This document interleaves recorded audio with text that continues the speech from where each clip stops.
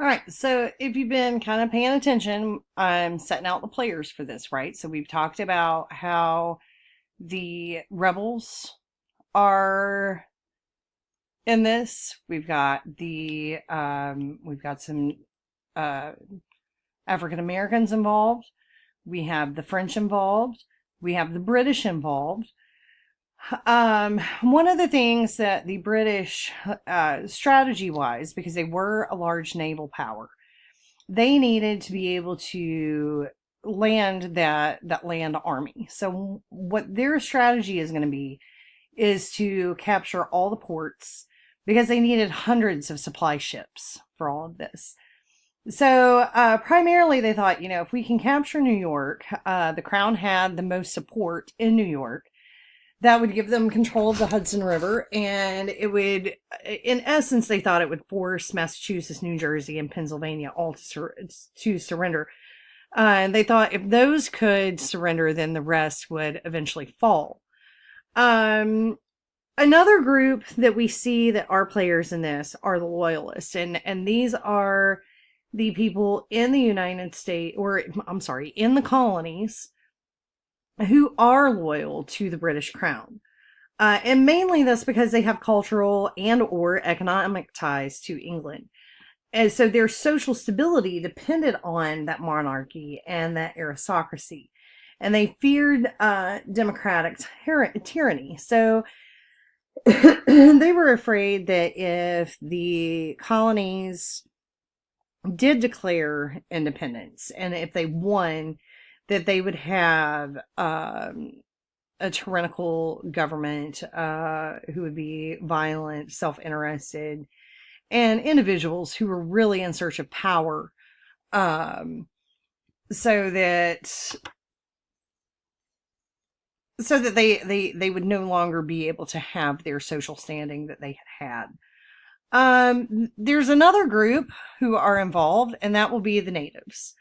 The Second Continental Congress said to the Six Nations on July 13th, 1775, "We desire you will hear and receive what we have now told, and that you will open a good ear and listen to what we are now going to say. This is a family quarrel between us and England. You Indians are not concerned in it.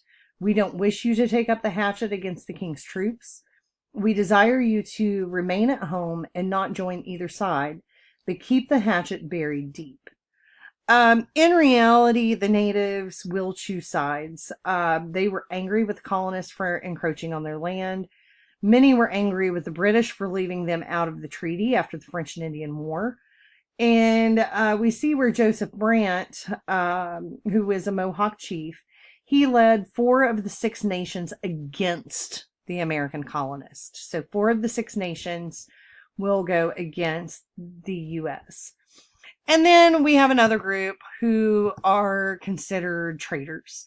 And those are any loyalist. June 1775, the Second Continental Congress declared all loyalists to be traitors because they were giving provisions to the British Army. And a traitor could be anyone who said anything that undermined patriotic morale. They discouraged men from anyone who discouraged men from enlisting in the Continental Army. And their punishments were house arrest, suspension of voting rights. They could confiscate their property and they could deport them. And they also terrorized these traitors. They raided their houses, they tarred and feathered them, and then again, they would deport them out of the colonies.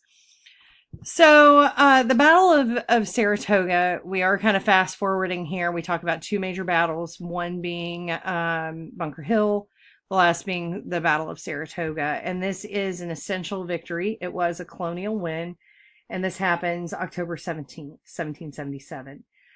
5,895 British and Haitian troops surrendered their arms.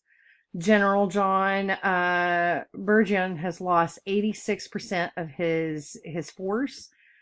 The French did enter the war to aid the colonists, and they signed a formal alliance in February 1778. France recognized the United States as an independent nation with this alliance. They promised full military and commercial support, and said that the French Navy would cause problems for the British supply ships, and in return, the colonists and the French would trade.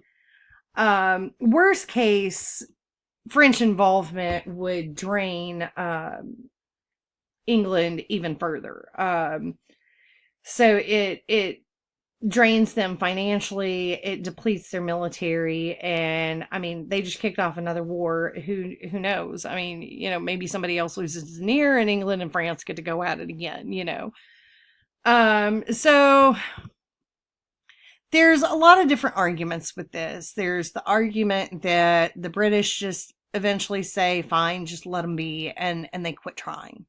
And I've heard that argument, and in ways it makes sense. You know, is this a colonial win, or is this a British loss, and that the British just say, you know, enough is enough.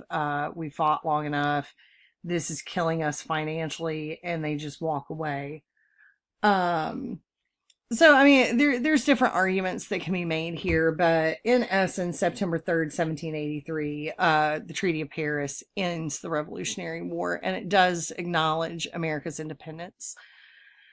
So it set the western boundary of the new country, and you can kind of see the U.S. gain territory in the map over here. So they do get that Ohio Valley region that England had kind of, in essence, tried to take away from them after the 7-Year War.